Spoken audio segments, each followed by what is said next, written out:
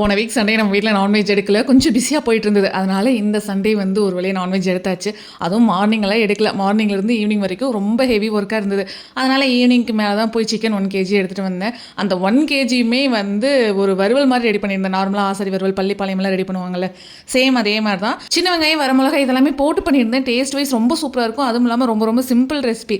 இந்த பள்ளிப்பாளையம், ஆசரி வறுவல், சிக்கன் சிந்தாமணி இது எல்லாமே ஒரே மாதிரி ரெசிபிஸ் தான், ஒரே மாதிரி இன்க்ரீடியன்ஸ் தான். செய்கிற மெத்தட் மட்டும் வேறு மாதிரி இருக்கும், அவ்வளோதான். இன்றைக்கி நான் பண்ண வறுவல் வந்து பள்ளிப்பாளையம் மாதிரி தான் செஞ்சுருந்தேன். இதில் வந்து ஒரு சொட்டு கூட தண்ணி சேர்க்காம எண்ணெயிலேயே வந்து ஃபுல் அண்ட் ஃபுல் இந்த கறியை வணக்கி எடுத்துட்டேன். அதுவும் இல்லாமல் சிக்கன்லேயே நிறைய தண்ணி விட்டுச்சு, அதனால் தண்ணி ஊற்றுறக்குண்டான அவசியமும் இல்லை. ஸோ நல்லா வந்து ட்ரையாக இந்த வறுவல் ரெடி பண்ணி ஒயிட் ரைஸோடு வச்சு சாப்பிடுங்க. டேஸ்ட் ரொம்ப சூப்பராக இருக்கும். வெங்காயம் வணங்குற வரைக்கும் மட்டும் அடுப்பை ஹை ஃப்ளேமில் வச்சுட்டு சிக்கன் போடுறதுக்கப்புறம் ஒரு 2 minutes கழிச்சு அடுப்பை வந்து லோ ஃப்ளேமில் வச்சுருங்க.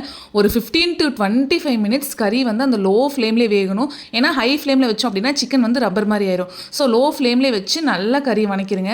லோ ஃப்ளேமில் வச்சு வணக்கும் போது சிக்கனும் நல்லா சாஃப்டாக வெந்துடும், அந்த வரமிளகாயும் அப்படியே சாஃப்டாக வெந்து தொட்டாலே அப்படியே வந்து மசிஞ்சு போயிடும் அந்த வரமிளகா. ஸோ அந்த வரமிளகா, சிக்கன் இதெல்லாம் சேர்த்து அந்த சுடு சாதத்தில் போட்டு பேட்டி சாப்பிடும்போது டேஸ்ட் ரொம்பவே சூப்பராக இருக்கும். இந்த பள்ளிப்பள்ளி சிக்கன் செய்கிற மெத்தட், அதுக்கப்புறம் இன்க்ரீடியன்ஸ், இந்த ரெண்டுமே கீழே டிஸ்கிரிப்ஷன் பாக்ஸில் தரேன். தேவைப்படுறவங்க கண்டிப்பாக வந்து செக் பண்ணி பாருங்கள்.